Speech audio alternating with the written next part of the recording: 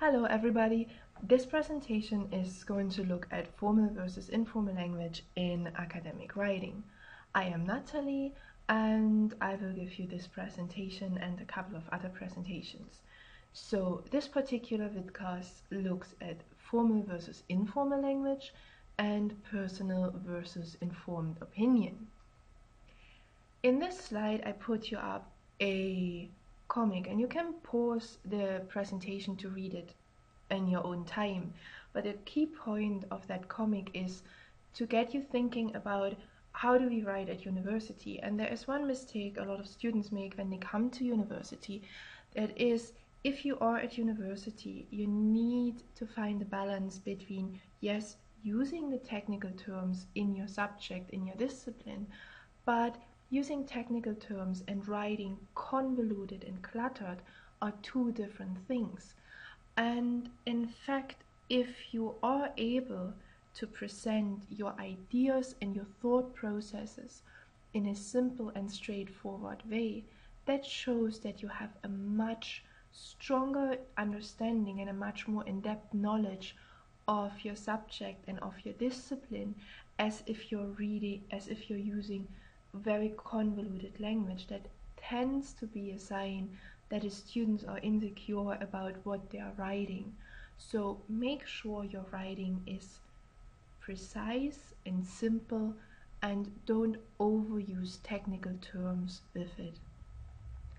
So academic writing is impersonal. That means you need to avoid I, we, you, us, unless you are asked to write in the first or second person. It also should be formal, and formal language means that you should avoid abbreviations such as can't, wasn't, don't, doesn't. So you are of course permitted to use abbreviations such as WHO for World Health Organization.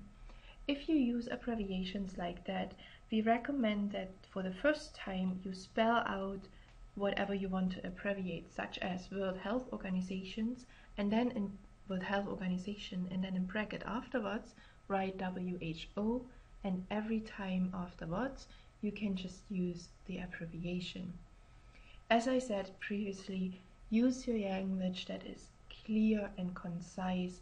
Try to avoid run-on sentences. And some students write sentences that are half a page long. That is not a paragraph, that's not a sentence. So try to keep your sentences fairly short.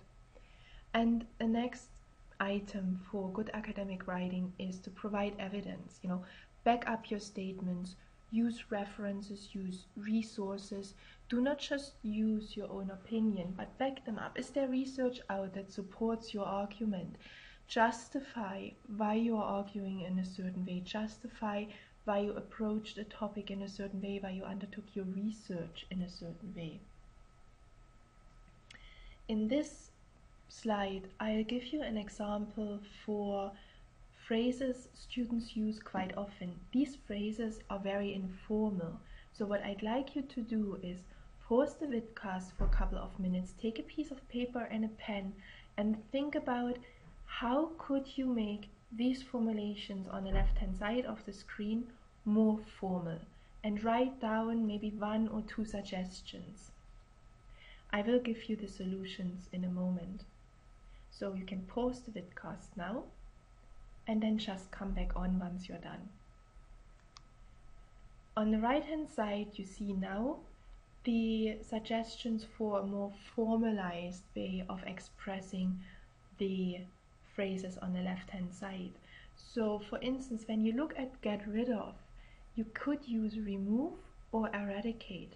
And you can see that remove and eradicate are having two quite different emphasis on them, and eradicate sounds much stronger than remove. So when you use formal language and when you try to substitute the informal ways of speaking or thinking, make sure you maybe use a thesaurus or dictionary, and that the words you're using have the right emphasis for what you actually want to say. In this last slide, I just want to give you a brief overview of personal versus informed opinion. we all have opinions, we all have ideas of how the world runs, how our profession looks like, and how things work in general.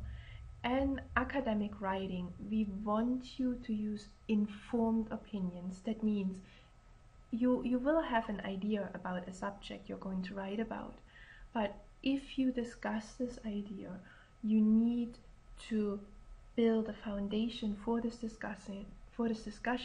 And building the foundation for this discussion means you need to analyze and evaluate other ideas such as research, your textbooks, conversations, data, statistics. Use this information to support your argument, to support where you want to go in your writing, and make it stronger that way.